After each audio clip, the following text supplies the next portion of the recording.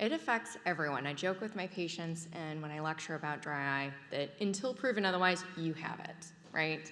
And as we've heard from both companies as well as Paul, who has done a fantastic job kind of setting the stage as to why this is important, who the problems are, and acknowledging that there are some gaps, we're here as a panel to start to discuss these questions a little bit more in depth and get some perspectives from this fantastic group here who are specialists and who are a wealth of knowledge when it comes to ocular surface and dry eye disease. I am Cecelia Koetting, a little bit. We're just going to do quick introductions and we'll get into the panel itself. I am a optometrist practicing at the University of Colorado School of Medicine in the ocular surface disease clinic. I have been previously at in Virginia at Virginia Eye Consultants and my entire career has been co-managing and working in this realm. As we're going to continue to move along, I'm going to let my panel introduce themselves. Paul? Yeah, I'm Director of Cornea and External Disease at Kentucky Eye Institute, and I'm an Associate Professor at the Kentucky College of Optometry, University of Pikeville. Hi, I'm Lisa Nijm. I'm cornea, cataract, refractive, dry eye. I have my own practice in the western suburbs of Chicago, and I'm on faculty at UIC. And I'm Frank Bowden. I am a cornea, refractive, cataract, glaucoma surgeon and dry eye specialist in Jacksonville, Florida, where I've been in private practice for 35 years. And I am Dr. Leslie O'Dell. I'm an optometrist from Pennsylvania and one of the TFOS global ambassadors and do a lot of independent research in my clinic. Perfect. So moving right on. We're going to go ahead and start with the first question for the panel. And Dr. Bowden, I'm going to ask you, Bowden. I did it. I knew I was going to do it. Dr. Bowden, I'm going to ask you, can you talk to us about why addressing ocular surface disease is important and essential? And I know we've heard a lot already, but I'd love to hear your take on this. Well, as an anterior segment surgeon, one of the things I've recognized early in my career is that one of the biggest reasons that patients were unsatisfied with refractive outcomes and with cornea, cataract, and glaucoma surgery was ocular surface disease that was either unrecognized or undertreated. And we made an effort in our practice to address this preoperatively and found that it made a significant impact on the accuracy of preoperative biometrics, as well as identifying problems to patients before they were asymptomatic, so as to minimize the surprise and the drama in the postoperative period when patients met in interests were, or their expectations weren't met. Yeah, no, I would, being a co-managing doctor and seeing plenty of post-ops, I would agree that is very, very true, yes. Yeah. Any other thoughts from the panel? Anybody else have any insights that we haven't talked about already? I just think it's also the most modifiable aspect of the premium lens experience and really any surgery. And the more that we can improve our diagnostics and our treatment protocols to identify the underlying cause, the more that we're going to have success with our outcomes, regardless of what kind of surgeon you are. Absolutely. You know, on the primary eye care side, I do believe it's the #1 cause for lost time in, let's say, a primary eye care practice, like an optometry practice, whether it is co-managing a cataract patient or LASIK, or more commonly, just those frustrating exams where they remake the glasses, where the contact lenses don't succeed, they have to retry them, and nothing seems to work. The contact lenses look inferior. It affects that category. It affects, you know, the spectacles, the time, and I think Lisa said it perfectly. It's one of the most instant things to modify. You may not be able to modify the contact lenses because it's dry eye, or the spectacles by remaking them, which they keep doing, but you can modify the dry eye. Absolutely, yeah. And that truly, you know, comes back to affecting our bottom line in clinic. If our patients aren't happy and we're taking the chair time to refit contacts, glasses, and we're not actually fixing the underlying issue, which we've kept talking about today, absolutely. And if you want to look at how we expand the premium market, I mean, we always talk about that as surgeons, as investors in this field. How do we expand that percentage of the pie of patients who are utilizing, or physicians who are utilizing, more premium lens services?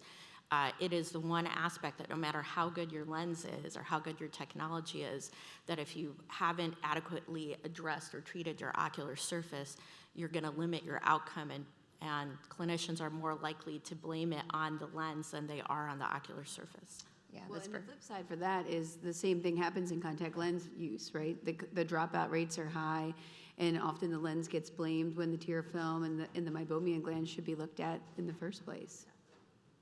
That's wonderful.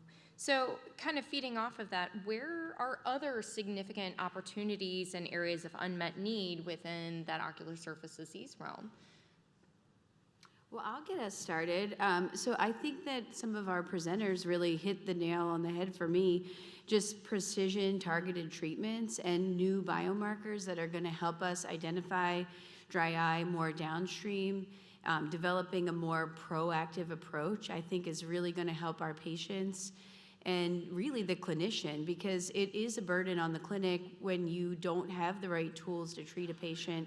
It makes it a lot more challenging. Fortunately, this year has given us lots of expansion, and we have a lot of buckets filled, which is exciting.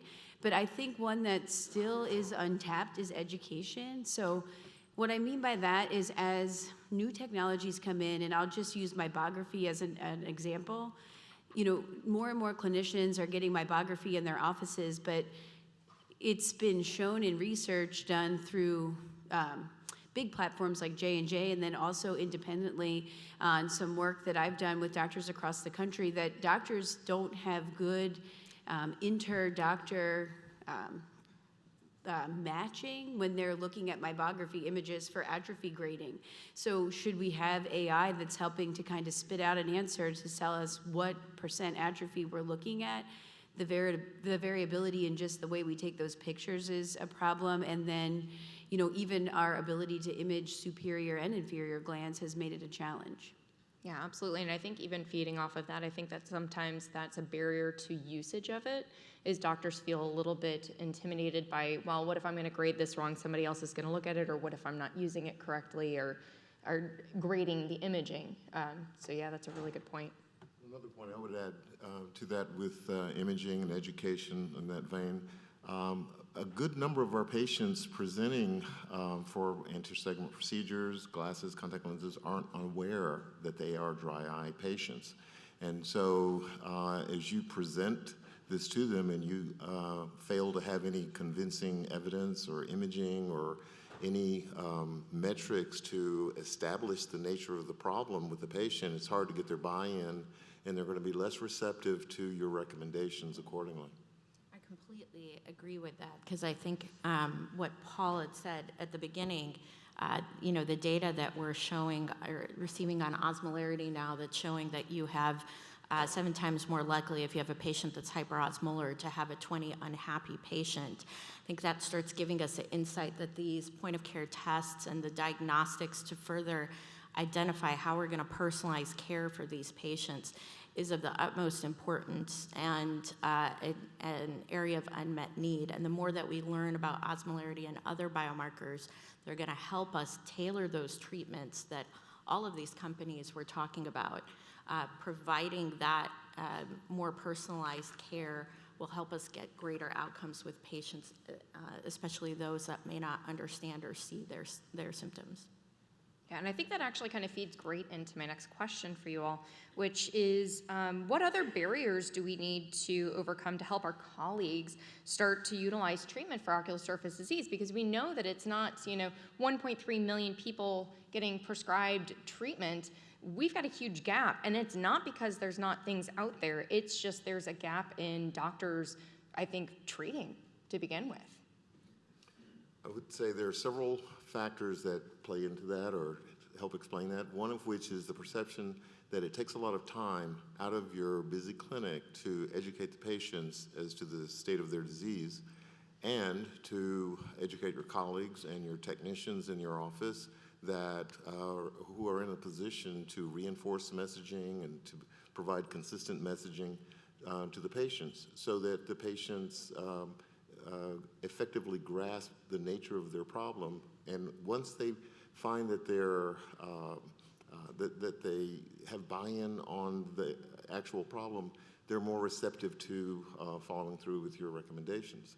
Another problem is the cost of the technologies. When we're looking at treatments such as photofacial therapy or meibomian gland treatment, thermal pulsation. These are expensive technologies, and doctors have to, in private practice in particular, have to look at the return on investment. Does it make sense? If you're only going to use it one time on new patients, you're not going to find that the investment makes sense to you. So you have to educate patients to be receptive to repeat treatments. And I also maintain that if patients are effectively educated, they have buy-in, they understand the problem, the cost is less of a factor. Patients are willing to spend resources on a problem that they're convinced that they have. And I would say last is effectiveness. We as physicians have to be convinced and passionate about the effectiveness of the procedures. Every procedure doesn't effectively get the symptomatic benefit that the patients expect. So we have to set expectations appropriately and not let patients dwell on symptom relief only, and evaluating the effectiveness of these interventions that we provide. And so that's why the use of metrics, gland counts, lipid layer thickness, osmolarity, inflammation, MMP9 levels, all of these are metrics that we can use to help demonstrate to patients that what we're doing for them is effective regardless of their symptoms. You know, I think also the treatment side, as well as said by Frank, you know, if you go onto the treatment side, not everything does work. And I think for our colleagues, you know, they think there must be a magic bullet for dry eye. If I put them on cyclosporin or lifitegrast, that's going to solve it. And we see dropout rates that are pretty significant. It's been shown 60, 70% over within a period of a year. It's because there's more to the disease. And you're right, we're finally getting at causes. Now we're treating, you know, MGD or evaporation. We're treating the blepharitis with the XDEMVs, where we're finally getting at that aspect. And we're going to see more specific targeted treatments, I think, that will change how we manage in the future. But both the doctors and the payers haven't generally figured that out. Payers also think, well, if this cyclosporin doesn't work, or if you're trying to use something that treats the cause, why don't you just use the cyclosporin? It's already approved, it's already generic, when you're only treating the downstream inflammation. So I think we have a disconnect in understanding that there are components to the disease. There is evaporation or obstructed glands, there is blepharitis, there is inflammation, and all of those have to be addressed as opposed to a single magic drug that would affect all of them. Maybe in the future we'll have that, but we're certainly not there now. Yeah, it's a regimen. It's not one thing, and I talk to my patients about that when I'm getting them started and they're new. I'm doctor number 4 or 5, and they're like, well, yeah, I tried this. How long did you try it for? Was it with anything else at the same time? And many times when I sit down and have a conversation with them about why we're doing things, they're like, nobody's ever told me that. Now I want to do it more, and I know how it's going to help me. So it really is developing those conversations. And Paul, you said it very well. You know, you've got it down to 3 minutes. I do too, right, for the evaluation. But many other doctors just aren't there, and they feel this. I think that there is, again, the fear of maybe doing something improper or giving the patient the wrong thing, and building that confidence that Frank was talking about as well, with the ability to treat, getting the patients to buy in, but also getting the doctors to buy in. And it's, you know, we notoriously, as eye care professionals, especially optometry, we're bad salesmen. We don't want to put on a sales hat. We're great at selling glasses and contacts, but anything else, we just don't have that confidence there. So I think that's something that really needs to be built up in understanding the root of the cause with their patients. I'll emphasize one more thing Frank brought up was the affordability of some of these technologies. We just saw a presentation on the ELM, and I was fortunate to be involved in the research on that. We treated 80 patients, and 79 out of 80 gave it a 4 or 5 out of 5. So things like that, if they're affordable and innovative and can give us another avenue for a big group of patients. And I agree with Frank. If you educate them, all of a sudden most of the things are affordable, but not on everyone. So having maybe even more innovative technologies, but that are also affordable, can really start to impact many more patients long term. Absolutely. Well, in the last 5 minutes that we have here, what I want to hear is, let's take the time. I want to hear from all of you, and we'll go ahead and start with Leslie down at the end. Looking to the future, what are you excited about in regards to new and emerging treatments in ocular surface disease, things that we've heard really great things coming out this year, new products, new devices. We've got new things coming in the direction that we got to hear some great presentations today. But what are you excited about? So I'm really excited just to see how, dry eye treatments and diagnostic tests have evolved.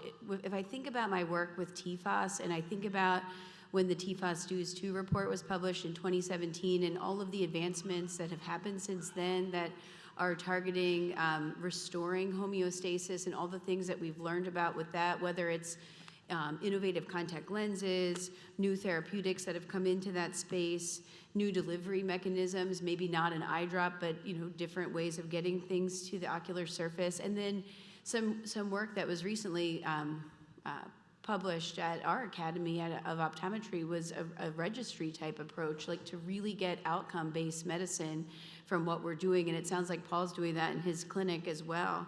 But with the lifestyle report that TFOS just put out, I'm really excited to see what that is going to uncover, because I think it's uncovering a lot of unmet needs in area.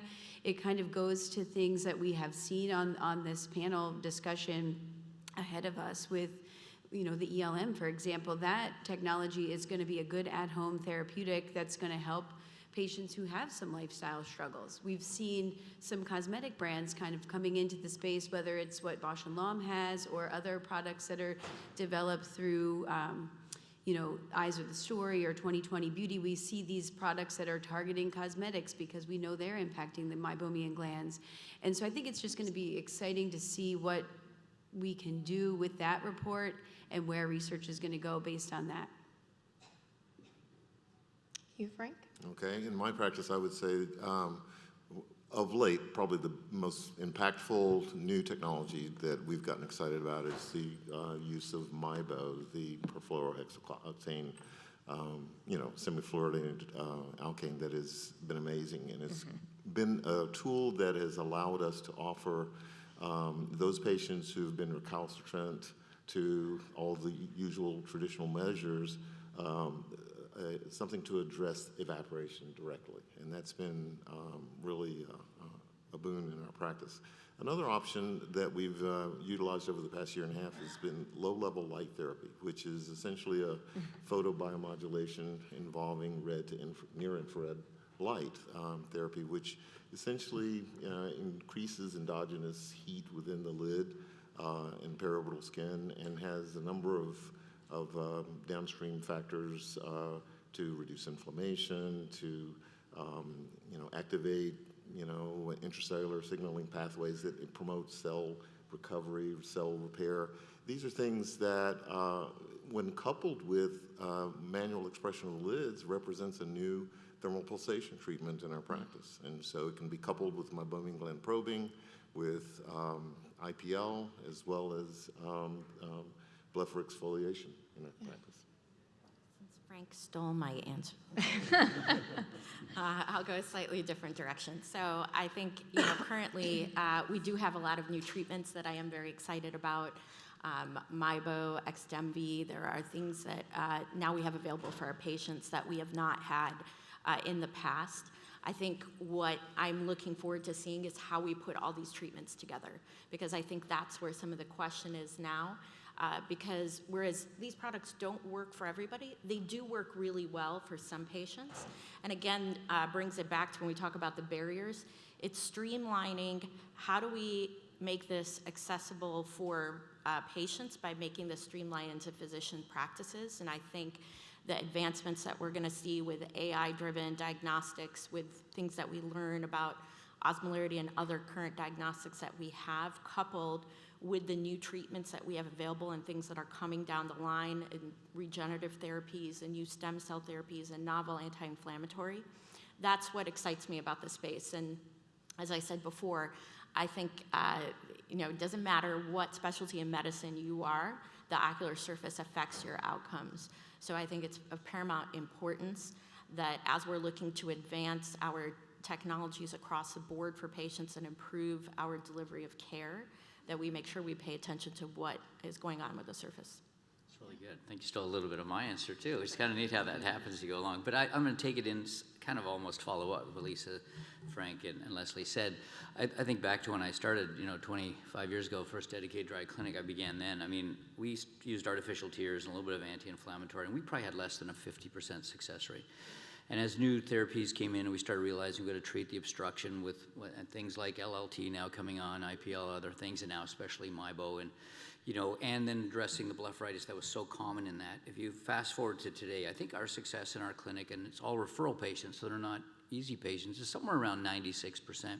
So what I'm excited about is kind of what you said, Lisa, is putting everything together. For an evaporative dry eye patient, you've got to really cover all the bases, and new therapies are finally letting us do that. So with the addition of these new drugs, we've described MIBO, XDEMVY very well, and then these new technologies, and in the future, the LMs, and then eventually collagen repair and IL-17 like psoriasis, and so many things that'll be much more targeted. We're going to hit that other 96% of dry eye patients that are not on a therapeutic today. And it's different, when you look at evaporative dry eye, that's where some of these new punctal plugs innovations that have come in will be really important, as well as treating inflammation much more targeted. Mucin disease will have its own specific algorithm. And we talked about technologies that'll work exceptionally well about that. And then the whole area of the inadequate lid seal. And as we start hitting each of these and understanding what works in each one with the new innovations, I'm just excited about the next 96% of patients out there who are kind of lingering or have tried something and are now realizing, hey, a doctor can do something for this disease that's so debilitating. Yeah, no, I agree. And I echo everything that you have all said. It's definitely an exciting time, and the more tools we have, the more patients we can help. So I want to say thank you to our presenting companies, and thank you to my wonderful panel here, and we will go ahead and conclude this portion of the presentation.